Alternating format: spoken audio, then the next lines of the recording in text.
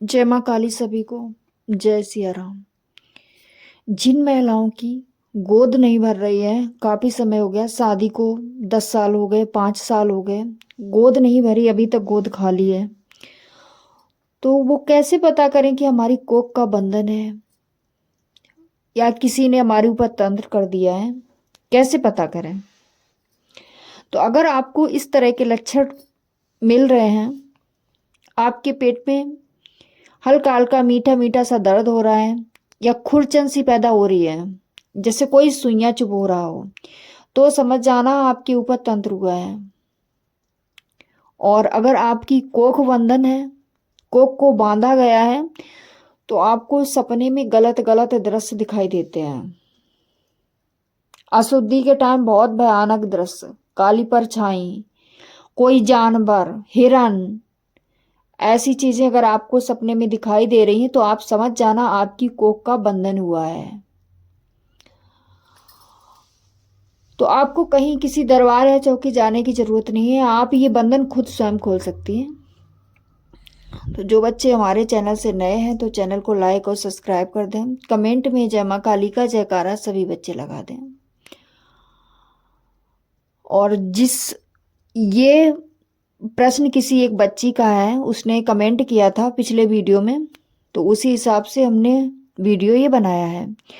अगर आप लोग मेरा ये वीडियो देख रहे हैं, जो भी बच्चे देख रहे हैं, आपके मन में कोई सवाल चल रहा है, आप भी चाहते हैं कि हमारे इस सवाल का जवाब मिले, तो आप इसी वीडियो में कमेंट में अपना प्रश्न लिखना, अगले वीडियो में आपका सवाल मिल जाएगा। ये 19 तारीख आ रही है जो गुप्त नवरात्रि, ये काम आपको गुप्त नवरात्रि में ही करना है, किसी विशेष दिन। गुप्त नवरात्रि का जो पहला दिन आएगा, आपको बेसन के 4 लड्डू लेने हैं। वो वाले बूंदी वाले लड्डू नहीं होने चाहिए, बेसन के लड्डू लेने हैं आपको, जो खाली बेसन से बनाए जाते हैं, वो लड्डू आपको लेने हैं। 7 लड्डू, सफेद कपड़ा, उसमें थोड़े चावल सिंदूर लगा के, लौंग का जोड़ा, इलायची रखनी है। अपने सिर से सीधा घुमाना है, सीधा घुमा करके चौराहे वाली माँ को रख के आना है। और जहां से 4 रास्ते जाते हो वहीं पे जाके रखना है। अगर आप नहीं जा सकती हो किसी समस्या की वजह से, तो आप अपने घर में से किसी को भेज सकती हो। ये लगातार 9 दिन उपाय किया जाएगा। बंधन एकदम से नहीं, एक दिन आपने कर लिया तो बंधन खुल गया, नहीं, ऐसा नहीं होता है। आपको लगातार पूरे 9 दिन करना है। और ये काम आपको शाम को सूर्य ढलने के बाद करना है। इसके बाद जब आप वहां चौराहे वाली माँ को लड्डू रख के आएंगे, घर में आकर के आपको हाथ पैर धुलने, हाथ पैर आपको बाहर ही धुलने हैं। जो भी व्यक्ति रख के आए हाथ पैर, उसको बाहर धुलने हैं। इसके बाद आपको सिद्ध कुंजिका का पाठ करना है। पाठ आपको 11 बार करना है, संकल्प लेके कि हे माँ जगत जननी जगदम्बा, मैं आपको साक्षी मान के, अगर आपके कोई गुरु है तो आप गुरु को साक्षी मान के, नहीं तो आप हमारे धाम को, पवन सुत माँ कालका धाम को साक्षी मानकर ये उपाय करने जा रही हूँ। इस उपाय से हमारी गोद भर जाए और हमें संतान की प्राप्ति हो। इस तरह से आपको सिद्ध कुंजिका के 11 पाठ करने हैं। संकल्प कैसे लेना है? हाथ में आपको जल लेना है, जल या चावल कुछ भी आप ले सकते हैं। फिर इसके बाद आपको अपना नाम, अपने पिता का नाम, अपने गांव का नाम बताना है। आप जिसे साक्षी मानना चाहते हैं उसे साक्षी भी मान सकते हैं। और अगर मुझे साक्षी मानना चाहते हैं तो दुर्गा माँ काली की बेटी नेहा को मैं साक्षी मान कर ये करने जा रही हूँ उपाय, मेरा उपाय सफल हो, ऐसे संकल्प कर लेना है। संकल्प के चावल वहीं जमीन पर डाल देने हैं। फिर इसके बाद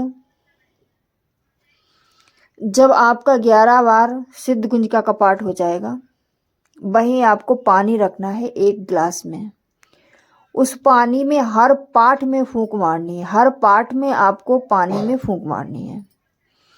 और जब लास्ट बार सिद्ध कुंजिका का पाठ कर लिया आपने, उसमें से पानी लेके 3 बार अपने कोख पर लगाना है और इसके बाद उस पानी को स्वयं पी लेना है।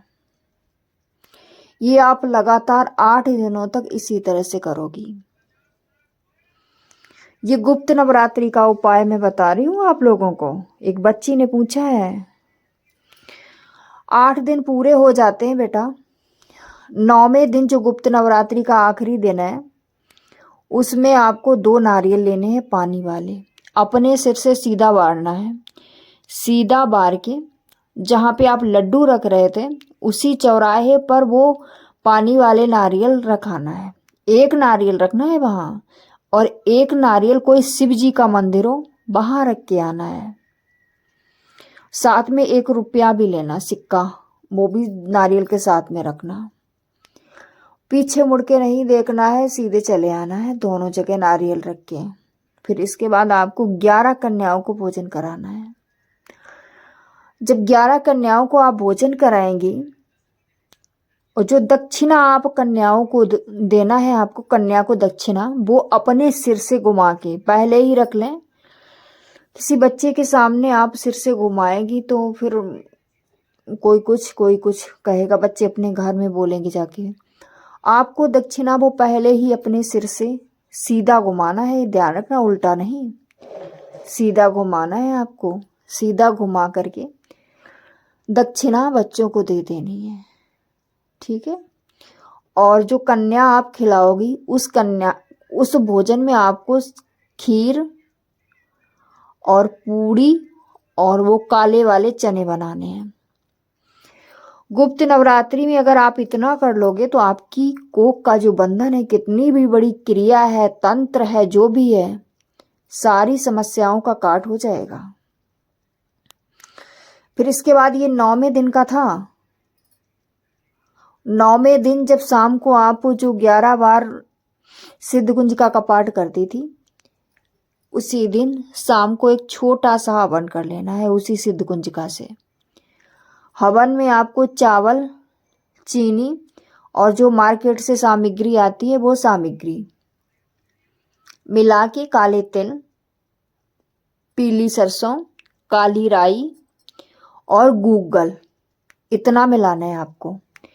इतना मिला करके आप छोटा सा हवन कर लेंगे। हवन सामग्री को आप अपनी कोख से 7 बार उतारेंगे। जो कोख होती है ना, कोख से 7 बार सीधा घुमा करके उसी से हवन कर देंगे। ये तो हो गया गुप्त नवरात्रि का उपाय। और आपको मानसिक जाप करना है, ओम नमः शिवाय ओम। जब तक आपकी गोद भर नहीं जाती है तब तक ओम नमः शिवाय ओम का जाप करना है। ये उपाय मैंने पूरा बिल्कुल सटीक बताया है। जो भी बच्चा नियम और लगन से करेगा, विश्वास पे करेगा, क्योंकि हर चीज विश्वास पे होती है। विश्वास के साथ ये उपाय करके देखो, आपकी गोद भर जाएगी बेटा, ठीक है। किसी भी प्रकार का तंत्र, बंधन जो भी होगा सब खुल जाएगा। आपके रास्ते आगे के भी खुल जाएंगे। माँ भगवती की असीम कृपा होगी आपके ऊपर।